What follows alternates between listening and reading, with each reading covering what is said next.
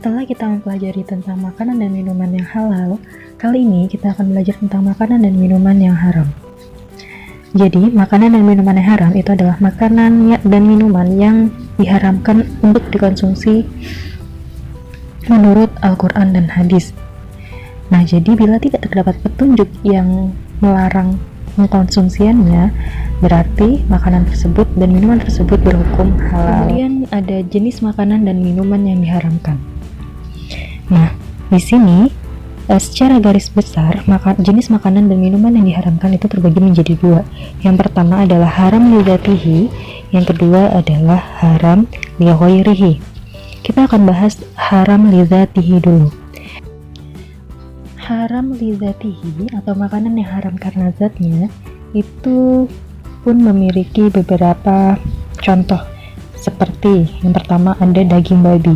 Nah, jadi segala hal yang mengandung unsur babi itu tidak diperbolehkan untuk dikonsumsi atau digunakan, seperti makanan dan minuman yang ada babinya, kemudian obat-obatan dan kosmetik yang ada babinya, itu tidak boleh digunakan. Selanjutnya ada darah. Nah, jadi darah yang mengalir dari binatang atau manusia itu haram untuk dikonsumsi, baik secara langsung maupun dicampurkan pada bahan makanan, karena dinilai najis, kotor, dan menjijikan. Ini juga berbahaya bagi kesehatan tubuh kita. Selanjutnya ada khamar atau minuman keras. Maksud khamar ini dapat juga dianalogikan atau disamakan dengan semua makanan dan minuman yang menimbulkan mudarat atau bahaya bagi kesehatan tubuh kita. Contohnya seperti narkoba, ganja, dan lain sebagainya. Nah, itu dianalogikan atau disamakan dengan khamar, dan hukumnya pun haram. Selanjutnya adalah semua jenis burung yang bercakar serta buas. Nah, jadi itu juga haram untuk dikonsumsi. Contoh burung yang bercakar serta buas itu adalah burung elang dan raja wali. Selanjutnya ada binatang buas yang bertaring dan menggunakan taringnya untuk menghadapi dan memangsa manusia dan binatang lainnya. Nah, jadi binatang buas yang bertaring itu juga tidak boleh untuk dikonsumsi. Kemudian ada binatang yang diperintahkan supaya dibunuh, maka itu tidak boleh juga dimakan atau dikonsumsi. Contoh binatang yang diwajibkan untuk dibunuh atau diperintahkan untuk dibunuh itu seperti cicak, tokek, dan lain sebagainya. Maksud kata diperintahkan untuk dibunuh itu adalah tidak diperbolehkan untuk dikonsumsi atau haram untuk dikonsumsi. Kemudian yang selanjutnya adalah binatang yang dilarang untuk dibunuh. Nah, tadi kan binatang yang diperintahkan untuk dibunuh. Kali ini binatang yang dilarang untuk dibunuh juga tidak boleh untuk dikonsumsi. Contoh binatang yang dilarang untuk dibunuh itu seperti manusia, kemudian semut, hut-hut, tawon, dan burung surot. Selanjutnya ada binatang yang buruk atau menjijikkan. Nah, jadi karena kategori menjijikkan setiap orang itu berbeda, maka para ulama itu mengambil kesimpulan atau memanfatwakan bahwa standar oleh para ulama itu adalah tabiat dan perasaan orang yang normal dari orang Arab yang tidak terlalu miskin yang membuatnya memakan apa saja. Nah, berarti kalau misalkan nih ada orang kaya yang ternyata jijik nih makan mie instan misalnya kayak gitu, nah itu bukan termasuk standar yang difatwakan oleh para ulama tuh. Jadi standarnya mengikuti standar atau kebiasaannya orang Arab yang normal, hidup sederhana, tidak terlalu kaya dan juga tidak terlalu miskin. Karena biasanya orang yang hidup kalangan bawah itu menghalalkan semua makanan yang seharusnya itu diharamkan. Kemudian yang 9 itu ada makanan yang bermudarat terhadap kesehatan manusia. Nah, jadi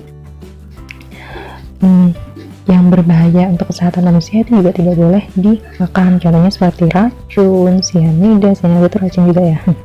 Kemudian ada narkoba dan lain sebagainya. Nah, itu tadi contoh-contoh haram bidzatihi atau haram karena zatnya. Nah, sekarang yang kedua itu ada haram lighairihi atau makanan yang haram karena faktor eksternal atau faktor dari luar. Nah, di sini maksudnya hukum asal makanan itu sendiri halal, tapi ada sesuatu yang merubah makanan tersebut sehingga makanan tersebut menjadi haram. Jadi hukum asalnya itu halal, terus karena ada yang merubah menyebabkan makanan itu menjadi haram. Nah, contohnya itu yang pertama ada bangkai. Jadi semua binatang yang mati tanpa penyembelihan yang syar'i dan juga bukan hasil buruan, maka bangkai tersebut dihukumin haram. Namun ada 3 jenis bangkai yang dikecualikan dalam hukum haram ini. Jadi 3 jenis bangkai ini berhukum halal. Yang pertama itu ada ikan, kemudian ada belalang, kemudian ada janin yang berada dalam perut hewan yang disembelih. Nah, jadi misalnya nih kita nyembelih hewan, nah sudah sesuai dengan syariat Islam, ternyata di situ ada janinnya dan ikut mati juga. Nah, berarti janin tersebut itu dihukumin halal. Nah, yang selanjutnya selain bangkai, contoh selanjutnya adalah binatang yang disembelih tanpa membaca basmalah. Nah, berarti hewan ternak yang hukum asalnya adalah halal tapi disembelih tanpa membaca basmalah itu juga berhukum haram. Kemudian yang selanjutnya itu adalah makanan haram yang diperoleh dari usaha dengan cara zalim. Jadi misalnya seseorang itu mencuri daging sapi. Nah, hukum asal daging sapi itu memang halal, tapi ketika orang itu mendapatkannya dengan cara yang salah, maka hukum daging sapi tersebut menjadi haram. Yang selanjutnya ada semua makanan halal yang tercampur najis. Nah, jadi misalkan nih ada nasi kejatuhan kotoran ayam misalnya.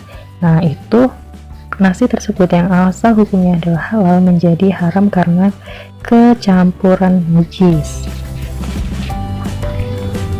Ya, cukup sekian. Sampai bertemu di lain waktu. Syukran ala ihtimamikum. Waalaikumsalam.